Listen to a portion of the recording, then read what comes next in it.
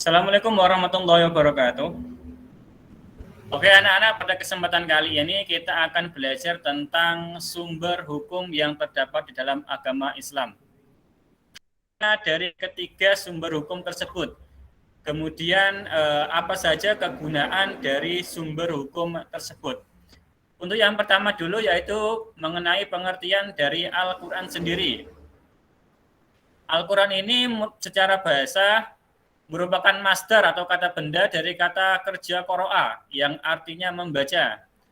Sedangkan secara syariah yaitu kalam Allah yang diturunkan kepada Rasul dan penutup para nabinya yaitu Nabi Muhammad SAW yang diawali dengan Al-Fatihah dan diakhiri dengan surat An-Nas. Untuk nama-nama Al-Quran sendiri terdiri dari banyak sekali. Kalau di sini yang saya terangkan ada sekitar 18 nama-nama lain dari Al-Quran. Tetapi yang sering kali muncul hanya beberapa nama saja. Seperti Alkitab yang artinya buku. Sesuai dalam surat Al-Baqarah ayat 2. Itu menjelaskan bahwa surat tersebut, dalam ayat tersebut menjelaskan bahwa nama lain dari Al-Quran yaitu Alkitab yang artinya buku. Kemudian nama lain dari Al-Quran yaitu Al-Furqan yang artinya pembeda yang benar dan yang salah. Sesuai dalam surat Al-Furqan ayat 1. Kemudian nama lain dari Al-Quran sendiri yaitu Az-Zikr yang artinya maha pemberi peringatan. Sesuai dalam surat Al-Hijr ayat 9 yang artinya berbunyi, sesungguhnya kamilah yang menurunkan az-zikr, yaitu peringatan, dan sesungguhnya kami yang benar-benar memeliharanya. Kemudian ada nama lain dari Al-Quran yaitu Asy-Syifa yang artinya maha penyembuh. Kemudian ada nama lainnya yaitu Al-Hukum yang artinya hukum. Di sini ada banyak sekali nama-nama dari Al-Quran sendiri. Kita skip aja karena terlalu banyak. Yang pasti ada beberapa nama yang paling sering digunakan, mulai dari Al-Huda, kemudian Asy-Syifa, Al-Furqan, Alkitab, dan Al-Kalam. Itu untuk sumber hukum Al-Quran. Terus bagaimana kedudukan dan fungsi Al-Quran? Al-Quran itu sebagai kitab Allah yang menempati posisi sumber pertama dan yang paling utama dari seluruh ajaran Islam, baik yang mengatur hubungan manusia dengan dirinya sendiri ataupun hubungan manusia dengan Allah, hubungan manusia dengan sesamanya, dan hubungan manusia dengan alam. Inilah kedudukan dari Al-Quran itu, yaitu sebagai sumber pertama dan yang paling utama. Fungsinya yaitu sebagai petunjuk ataupun pedoman bagi umat manusia dalam mencapai kebahagiaan hidup di dunia dan di akhirat. Hal ini sesuai dengan Al-Quran surat An-Nisa ayat 105 yang bunyinya, Inna anzalna ilaikal kitaba bil haqqi litahkuma bainan nasi bima araqallah wa la takun lil kha'inina khasima. Artinya, sesungguhnya kami telah menurunkan kitab kepadamu dengan membawa kebenaran, supaya kamu mengadili antara manusia dengan apa yang telah Allah wahyukan kepadamu. Dan janganlah kamu menjadi penantang atau orang-orang yang tidak bersalah karena membela orang-orang yang berkhianat. Ini mengenai sumber hukum Al-Quran, yaitu sebagai sumber hukum yang pertama. Tadi yang pertama telah disebutkan bahwa sumber hukum Al-Quran itu, sumber hukum dalam Islam itu ada 3. Yang pertama yaitu Al-Quran, yang kedua yaitu hadis, yang ketiga yaitu ijtihad.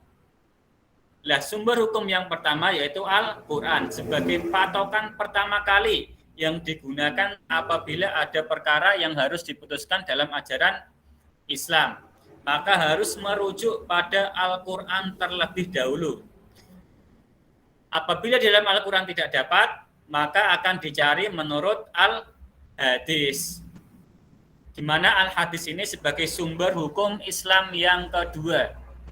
Kita mulai dulu dari pengertiannya dulu. Apa sih yang dimaksud dengan hadis itu? Jadi yang dimaksud dengan hadis yaitu secara bahasa artinya baru atau tahan lama.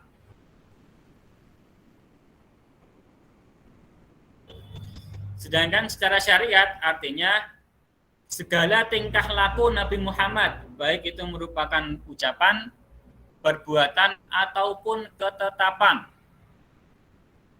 Inilah yang dimaksud dengan al-hadis. Secara bahasa artinya baru atau tidak lama, sedangkan secara istilah yaitu segala tingkah laku dari Nabi Muhammad, baik itu berupa ucapan atau dikenal dengan qauliyah, ataupun perbuatan dikenal dengan fi'liyah, ataupun ketetapan yang disebut dengan takririyah. Sedangkan kedudukan dalam agama Islam yaitu sebagai sumber hukum yang kedua setelah yang pertama yaitu Al-Quran.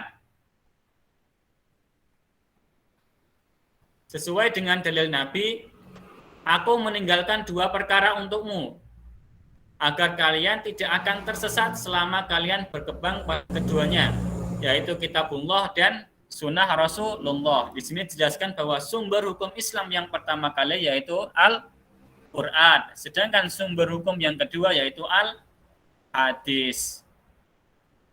Bagaimana fungsi-fungsi dari Al-Hadis? Yang pertama yaitu untuk memperkuat hukum-hukum yang ditentukan oleh Al-Quran, sehingga keduanya antara Al-Quran dan Al-Hadis ini menjadi sumber hukum yang saling menguatkan. Kemudian fungsi yang kedua yaitu menjelaskan terhadap ayat-ayat Al-Quran yang masih bersifat umum. Contohnya seperti di dalam Al-Quran itu hanya ada perintah untuk sholat, tidak ada menjelaskan bagaimana caranya untuk sholat.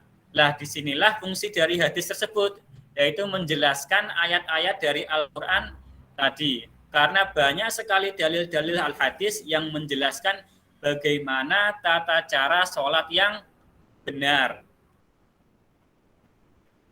Disinilah fungsinya dari ayat Al-Quran, dari al-hadis, yaitu untuk menjelaskan ayat-ayat Al-Quran yang sifatnya masih umum.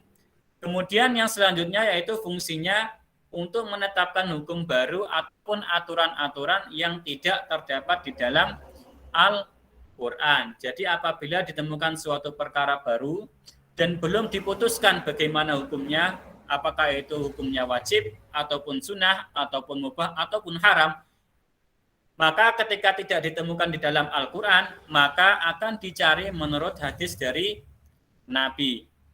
Inilah fungsi yang kedua dari hadis itu. Kemudian yang terakhir yaitu mengenai sumber hukum yang ketiga, yaitu berkaitan dengan ijtihad. Apakah yang dimaksud dengan ijtihad? Secara bahasa, ijtihad berasal dari kata jahada, yang artinya berusaha dengan sungguh-sungguh. Sedangkan menurut syariat agama Islam, yang dimaksud dengan ijtihad yaitu mengerahkan upaya serius untuk mengambil hukum-hukum syariah dalam agama Islam, ataupun upaya-upaya yang dilakukan oleh sungguh-sungguh oleh ulama untuk mengusahakan produk-produk hukum syariah baik akliyah ataupun nakliyah berdasarkan sumber-sumber yang sudah tetap seperti Al-Quran, hadis, ijma', qiyas, dan lain-lain. Jadi yang dimaksud dengan ijtihad yaitu mengerahkan segala upaya untuk memutuskan suatu hukum yang ada, yang hukum tersebut sebelumnya belum ditentukan hukumnya. Misalkan contohnya mengenai rokok. Di dalam Al-Quran dan Al-Hadis sendiri tidak ada yang menjelaskan bagaimana hukum dari rokok tersebut. Disinilah para ulama akhirnya melakukan suatu upaya berdasarkan dalil-dalil yang ada di dalam Al-Quran maupun Al-Hadis untuk mengambil hukum mengenai rokok itu tersendiri. dalam mengambil hukum ijtihad itu harus selalu berdasarkan Al-Quran dan Al-Hadis. Sumbernya harus berasal dari Al-Quran dan Al-Hadis. Tidak boleh mengambil hukum tersendiri-tersendiri. Tidak boleh mengarang dari hukum yang lainnya. Tidak boleh mengambil hukum berdasarkan hukum undang-undang dasar ataupun hukum-hukum yang lainnya. Harus berdasarkan Al-Quran dan Al-Hadis. Contoh lain, misalkan tentang hukum melakukan bayi tabung. Sedangkan ketika zamannya Nabi itu belum ada yang namanya bayi tabung.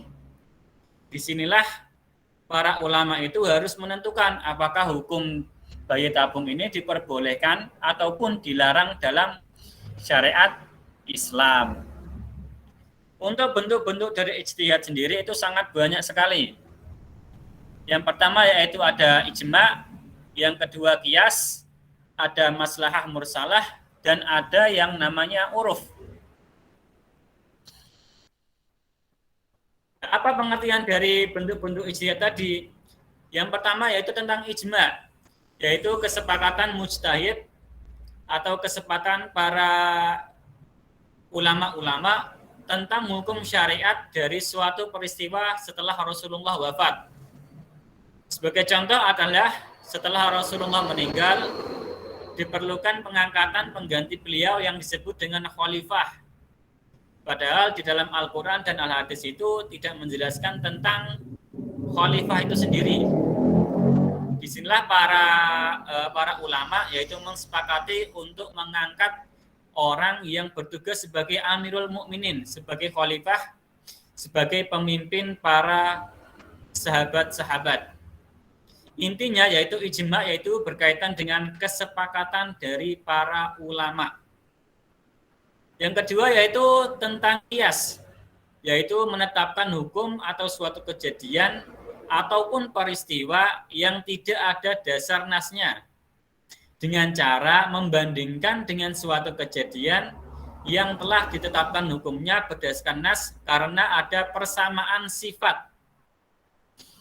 Jadi qiyas ini maksudnya adalah menarik hukum berdasarkan kejadian yang memiliki sifat yang sama dengan peristiwa yang telah terjadi di masa lalu. Contohnya yaitu tentang narkotika. Di zaman Rasulullah sendiri belum ada yang namanya narkoba ataupun narkotika. Tetapi pada zamannya Rasulullah itu sudah ada yang namanya khamr. Nah, ketika para ulama itu memutuskan bagaimana hukum narkotika, diputuskan melalui hukum qiyas, yaitu menyamakan dengan sifat yang dimiliki oleh khamr, yaitu sama-sama dapat memabukkan, sama-sama dapat membuat akal manusia menjadi hilang. Inilah yang dimaksud dengan qiyas. Menetapkan suatu hukum atau peristiwa berdasarkan suatu kejadian yang memiliki sifat yang sama. Kata kunci dari qiyas yaitu memiliki sifat yang sama. Itu untuk bentuk ijtihad yang kedua. Sedangkan bagaimana yang ketiga? Yang ketiga ada maslahah mursalah,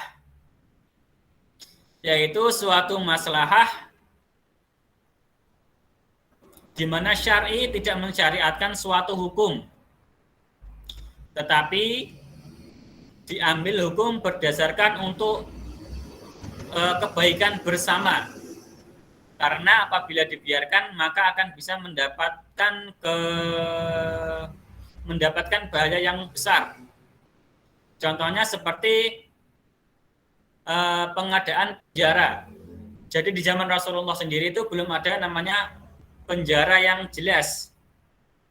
Kemudian dari para ulama itu kemudian memutuskan untuk membuat penjara. Karena fungsi dari penjara ini sangatlah penting sekali. Agar orang-orang yang telah melakukan tindakan kriminal itu tidak bisa dengan mudah melakukan tindak kriminal lagi. Dibuatkan tempat yang khusus agar dapat mencegah orang-orang tadi melakukan pengulangan tindakan kriminal. Contoh lainnya itu seperti pencetakan mata uang ataupun penetapan tanah pertanian ataupun memungut pajak. Ini adalah contoh-contoh dari maslahah mursalah, yaitu menetapkan suatu hukum untuk kepentingan bersama, untuk kebaikan bersama. Kemudian yaitu ada yang terakhir yaitu urf. Urf ini dapat diartikan sebagai adat istiadat ataupun kebiasaan yang dikenal oleh orang banyak dan menjadi tradisi mereka, dan tentunya tradisi di sini ada kebiasaan yang tidak dilarang.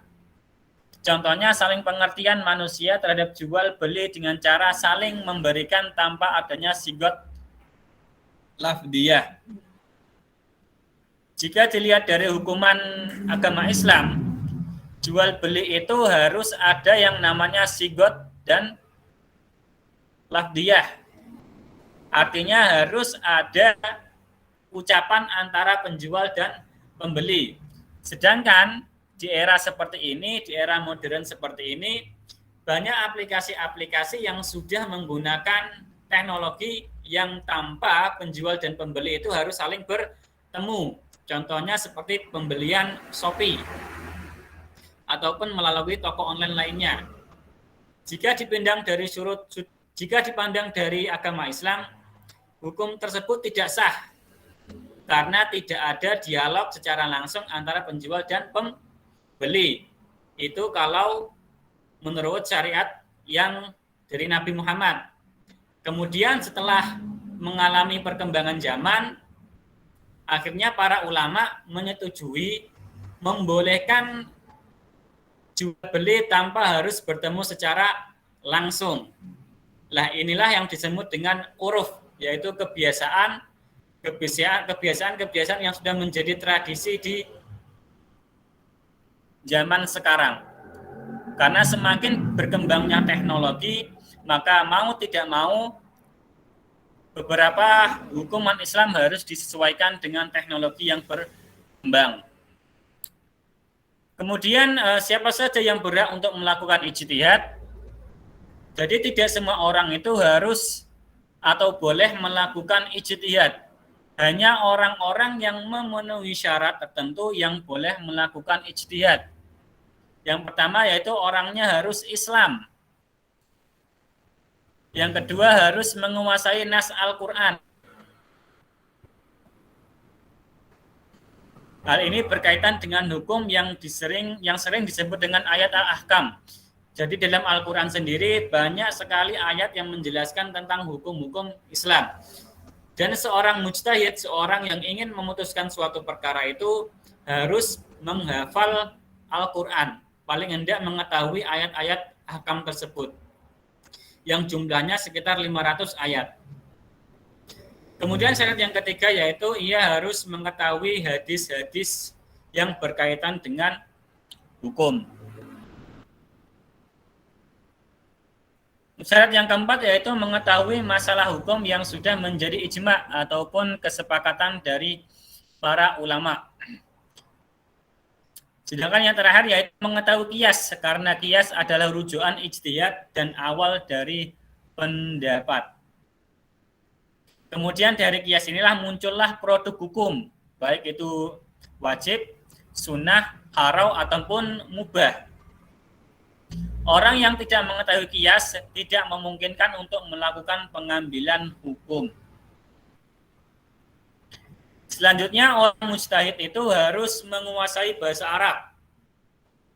Karena di dalam Al-Quran dan Al-Hadis sendiri semuanya menggunakan bahasa Arab. Jadi seorang mujtahid itu harus menguasai bahasa Arab dan mampu memahami hukum-hukum yang terdapat dalam kalam soreh ataupun kitab-kitab yang menjelaskan tentang syariat Islam. Kemudian syarat yang selanjutnya yaitu mengetahui nasikh dan mansuh tentang hukum yang sudah berlaku dan hukum yang masih berlaku. Contohnya sendiri di dalam Al-Quran itu ada ayat yang menjelaskan bahwa kiblat itu pertama kali itu tidak menghadap Ka'bah. Tetapi kemudian muncul ayat baru yang diturunkan kepada Nabi Muhammad yang menyuruh Nabi Muhammad untuk merubah kiblatnya menjadi Ka'bah. Nah, seorang mujtahid ini harus mengetahuinya, mana ayat-ayat yang masih berlaku, mana ayat-ayat yang sudah digantikan.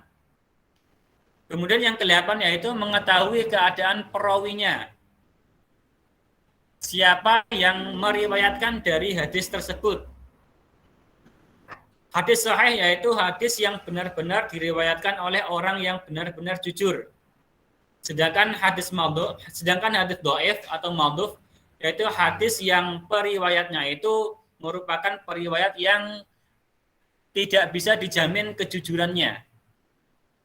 Nah, seorang mujtahid ini harus mengetahui mana hadis-hadis yang kuat dan mana hadis-hadis yang tidak begitu kuat ataupun hadis-hadis yang palsu. Kemudian syarat selanjutnya yaitu memiliki kecerdasan dan kemampuan dalam bidang pengambilan hukum. Dan yang terakhir yaitu seorang mujtahid adalah orang yang harus adil.